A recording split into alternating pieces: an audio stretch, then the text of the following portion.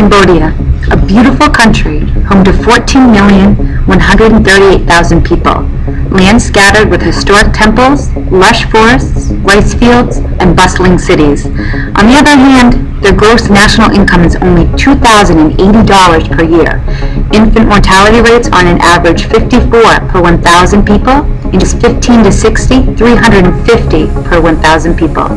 This illustrates the reality of the destitute, poverty-stricken state most Cambodians live in today, 2012.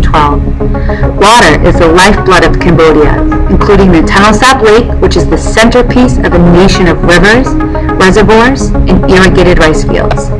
These bodies of water, although at its fullest, occupy 7% of the country's land total. Its waters support and are home to 25% of Cambodia's population. Villages on stilts, floating villages, and shacks is Cambodia's pulse. Between the water and the vast forests becomes a central area for malaria-infected mosquitoes to thrive. Out of the various species of mosquitoes, Anopheles, which infect the area, brewed in water, varying from freshwater, puddles, rice fields, and even hoof prints. Those living by and close to the water are vulnerable, along with youth and their undeveloped immune systems. Pregnant women and the elderly are also highly vulnerable. Cases of malaria increased during Cambodia's rainy season, dumping monsoon rains during the months of June through November.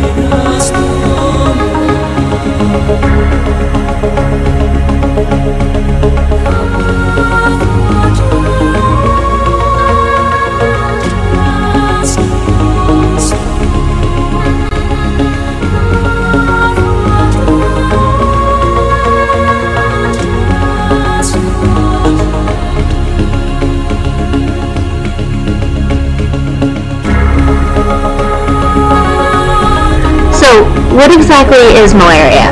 Well, malaria is a protozoa that develops in the gut of a mosquito. It is passed to a host, namely a human, via the saliva that enters the body when the mosquito bites and draws blood. The parasite then travels to the liver of the host via the bloodstream. This parasite can infect the liver in as little as 30 minutes. After a latency period of about 9 to 16 days, the parasite returns to the bloodstream, where the blood cells are invaded and begin to break down. Transmission of malaria can also occur when a mosquito feeds on the blood infected malaria. As blood cells break down, they burst and infect other blood cells. It's here where the symptoms of malaria become clear. The symptoms include fever, shivering, pain in the joints, headache, vomiting, and anemia. Malaria can only be diagnosed by microscopic examination of blood. It can be cured by taking medication. However, some of the parasites have developed a resistance to medication. Over periods of time, humans can also develop an immunity to the parasite. Malaria is one of the world's largest killers. If caught early, the prognosis is rather good. However, in developing countries, such as Cambodia, resources for treatments and diagnoses are few. This is why malaria kills in Cambodia. There are approximately 3,500 species of mosquitoes, which are grouped into 41 genes. Malaria is transmitted only by female mosquitoes of one specific genus. There are roughly 430 species who contain this gene, yet only about 30 to 40 species can actually transmit malaria. Transmission of malaria is affected by climate and geography and often coincides with rainy seasons, which is especially true for Cambodia. There are a few different ways to help prevent malaria. Some of them include insect repellents, mosquito nets, the development of vaccines, the use of anti-malaria drugs, and the creation of genetically modified mosquitoes, otherwise known as transgenic mosquitoes. Genetically modified mosquitoes can benefit public health in terms of malaria in two ways. In the first way, genetic modification will reduce the size of the general mosquito population.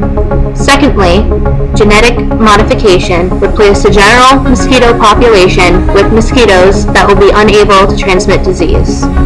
This being said, it's also important to note that not every mosquito can transmit malaria. Since a vast majority of the mosquitoes can't, it would be a great success of science to isolate the one gene or the few genes that help the transmission of malaria. It would have to be developed quickly and would be quite a feat to actually give genetically modified mosquitoes to a wild population.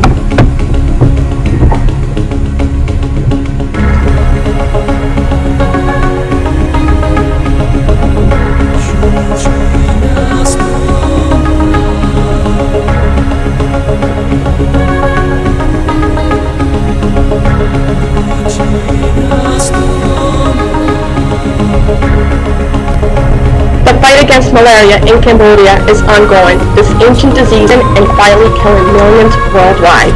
Several attempts to reduce malaria have been both successful and unsuccessful. These successes, or lack thereof, are seen and demonstrated by those individuals who live and work in the areas of greatest concern. Cambodians need to first demonstrate what they are willing to work with, such as organizations near and far towards preventative methods to combat malaria in their homeland.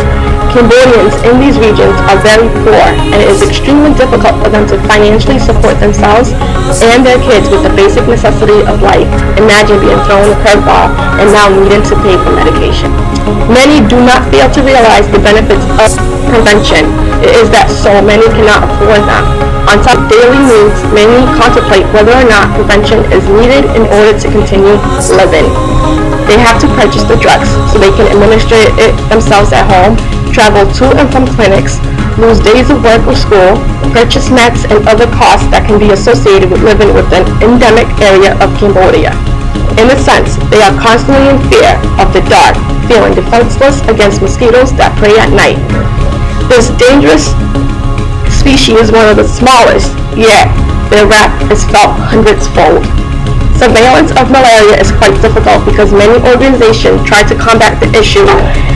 In 2700 BC, it was described in Ning Cheng, which is the canon of medicine, the origins of malaria. And also, 4th century BCE, it was recognized in Greece.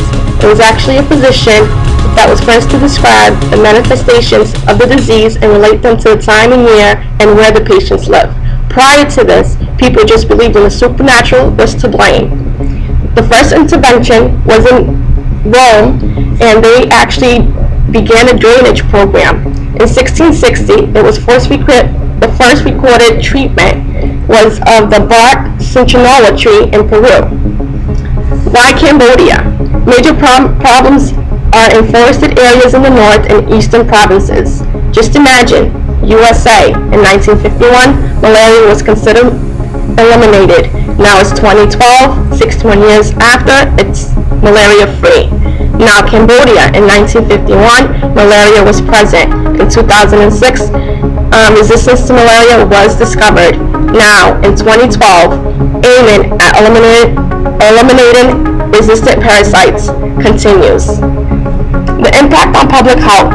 Why care? Falciparum malaria causes most deaths worldwide and is tolerant-resistant to base drugs.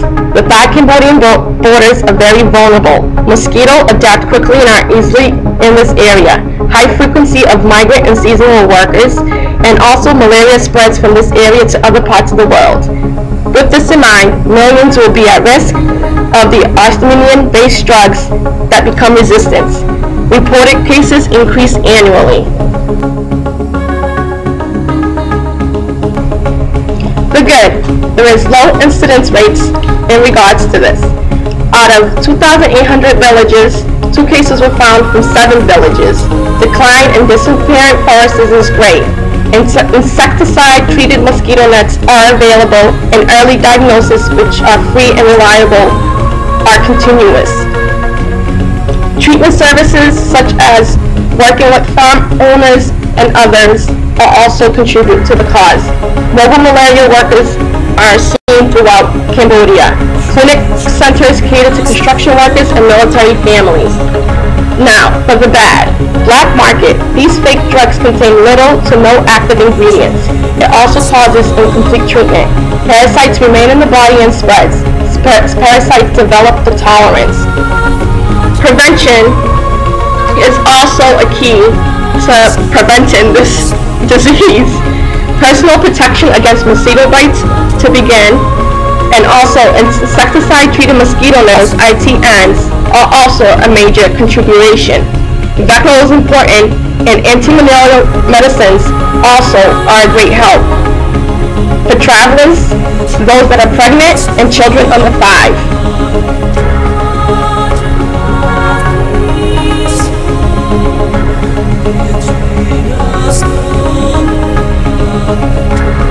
Unite against the bite. Cambodians need our help. Unite against the bite. We can make a difference. Reduce to 0 incidents. Unite against the bite. Visit worldvision.org to donate towards mosquito nets today. Unite against the bite!